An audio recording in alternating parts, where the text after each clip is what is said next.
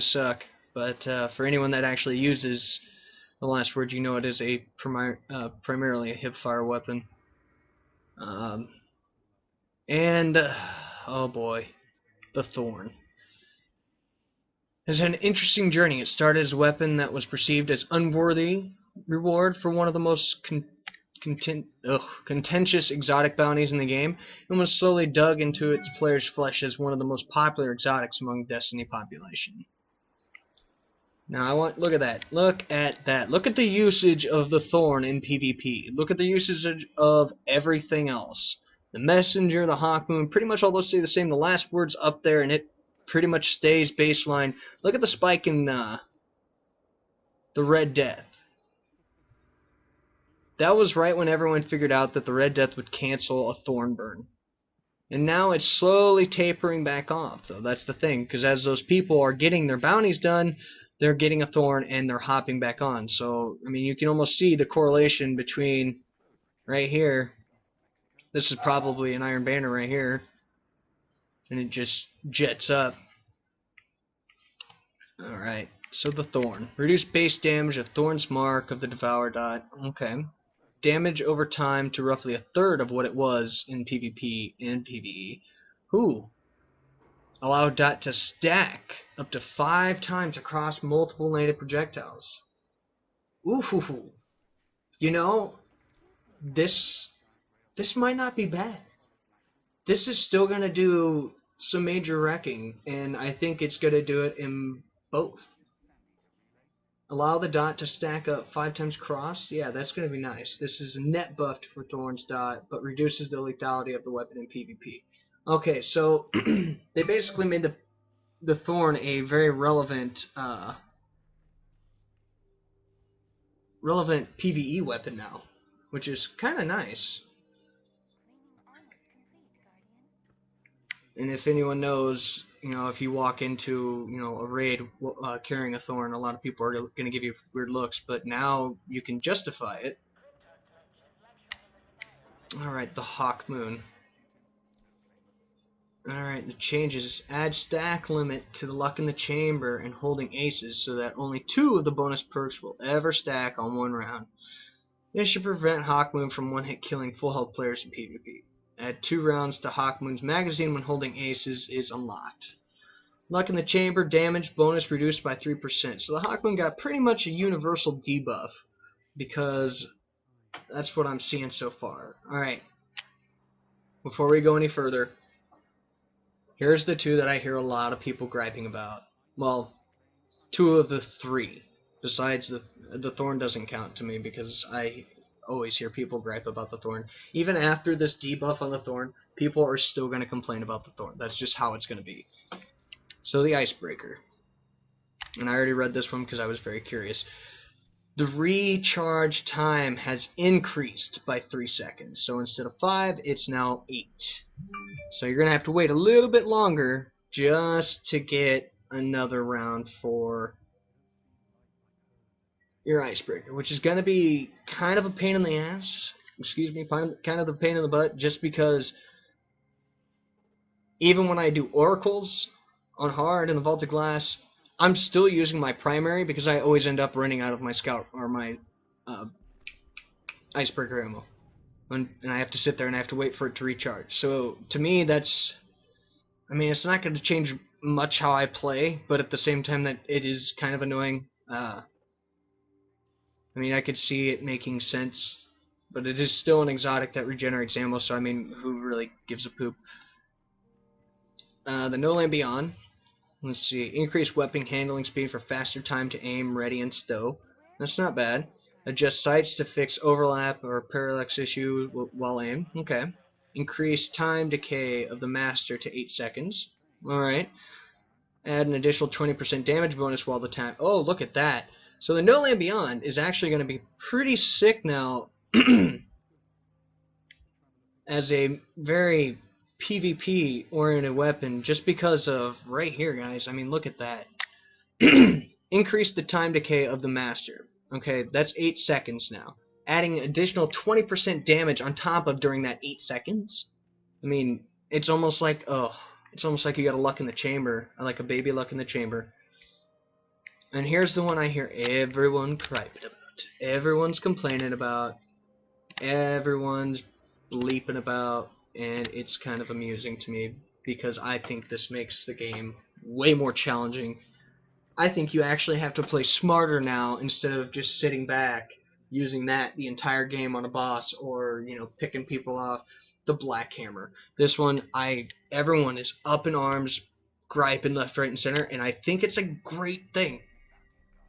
Alright, so you increase the ammo storage. We got 18 rounds now. White Nail automatically pulls ammo from your inventory. So you shoot 3, they're all precision, blam, you're down to 15 rounds in your inventory because it's pulling straight out of there. It's streamlined now. That's basically what they did. They made it so you're gonna run out of ammo. You're not gonna get the precision mag bonus anymore. You're just not gonna get it. And if it does, it maybe be 1 instead of the entire magazine. But it's gonna pull straight out of the inventory, which is kinda cool. Because even if you do miss, you have to reload anyway. So I mean, it's not that big of a change. And the only change is you're going to have to play smarter because you're only going to have X amount of ammo instead of, you know, if as long as it's like a boss or a fallen walker or something where you just sit there and you pick off the legs, you're going to run out of ammo. And it's forcing you to play with other weapons at that point instead of sitting back and doing what you normally do. It's making you adapt to the game, how it's changing, and I think that's the best part about this. So, you know, no more White Nail. Or, it's there, it's just modified. And here we go. Lord of the Wolves, one of the new exotics that you'll see a lot of people using in Crucible lately. We hope this would inspire fire teams to stay close and attack and defend as a unit, rallying around their pack leader. However, the recovery boost doesn't do much incentive, so we tripled it. Tripled recovery boost bonus for allies granted by Lord of the Wolves. Tripled. I rock the crap out of this thing when I go through the lamps on Crota. Because it's just awesome. It's fun. It's fun running through the lamps, beginning lamps on hard on Crota with the Lord of Wolves.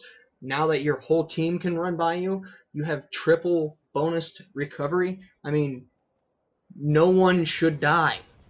No one should die. As long as everyone stays together, yeah, you could very easily make it through that entire thing. And the fun one. The galley. This... oh, man. This is number 3. This was the number 3 that I was talking about. Number 1 was the Icebreaker. Number 2 was the Black Hammer. This is number 3 that everyone's up in arms about. If Destiny had a nuke, it would be the Baller Horn. Right there. I mean, just ideal for right here. That little phrase. Ideal for PvE destruction. It is what it is. The Gjallarhorn eats PvE. It just destroys it. It almost makes it to the point where, you know, it's not as challenging as it used to be. And going back to that, that's why Bungie and Destiny are headed that way. They're doing that because they want to equalize the game. They want to make it a level platform, and I totally agree with them. You know, I mean, Truth is an amazing launcher. If you have a Radagast Fury and you have it rolled right, is an amazing launcher. Granted, it's an Iron Banner weapon, but it's still an amazing launcher. The only thing that's downside about the Radagast is its rate of fire. I mean, so equipped heavy weapon popularity. Look at the Gjallarhorn spikes. Look at the Hunger of Crota. Pretty standard. I can't see what this other orange one is. Dreamwakers. Can't read all of them. Reduced damage of Wolfpack rounds. Now guys, before you go up in arms and start screaming bloody murder about, you know, why did you do this to my Gjallarhorn? I just got it. It's just the Wolfpack rounds, and who knows, it may not even be a lot. You know, all Bungie's trying to do right now is to streamline the game for all the year one stuff, for when the Taken King comes out, so that it can be new. They want it to be level. They don't want you to bring your year one stuff over and just wreck it right away. They saw what happened when they did the House of Wolves, and they go, no, we're not making that mistake again. We're going to make it challenging. We're going to make you guys sit there, and you're going to struggle for the first 3 months or something just to get the things that you need out of this new part. And I think that's fantastic. As someone who beat Skolas within the first 48 hours, I think it's a fantastic idea. It's just genius. They're making you work for the things now, and it's going to be all new. So it's not like we're necessarily hitting a reset button and going back to, okay, Destiny 1.0, here we go again, times 2, take 2. It's not like that. It is, we're crossing over into a new realm, a new threshold, something more, and we want, I don't know why I'm saying we, they want it to be something amazing. They want it to be something memorable. They want it to be challenging. They want people to have to freak out just in a PvE moment, besides Crota because he's still glitchy. But they want to challenge every single Guardian. So and the best part is like I said in the very beginning of this, Bungie's in the chats. They're in the forums. They're on Twitch. They're listening. They could be on your raid team right now. They could be in a strike group, one of the randoms in your strike group. They could be randomly playing Crucible against you. And they hear the comments. They hear the people talking. They hear the exchange of ideas. They listen. They actively listen. And that is the part that is making this game great, at least in my opinion.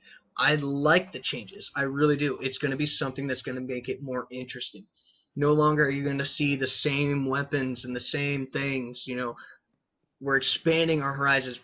It's getting bigger. The world of Destiny is growing. We got 9 years left, guys. 9 years. It's going to get a hell of a lot bigger than that.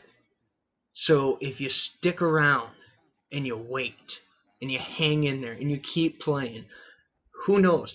By year 10, those year 1 weapons may be still be the most OP in the game.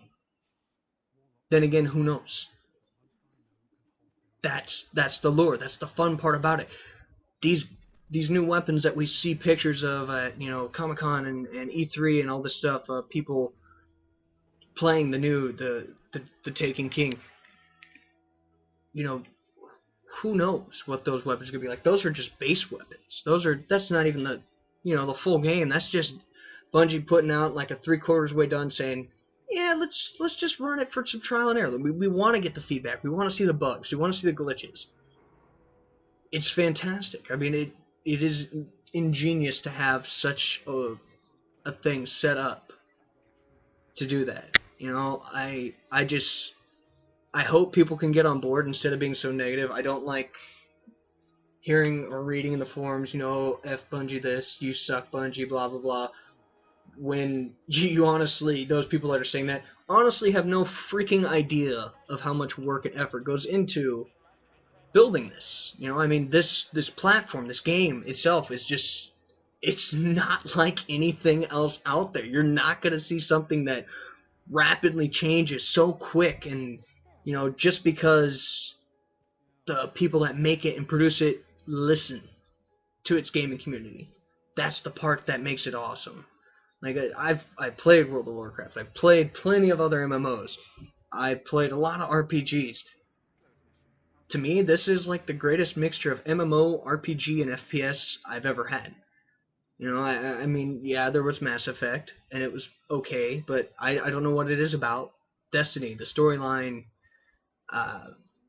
everything, man. Just all the aspects of it.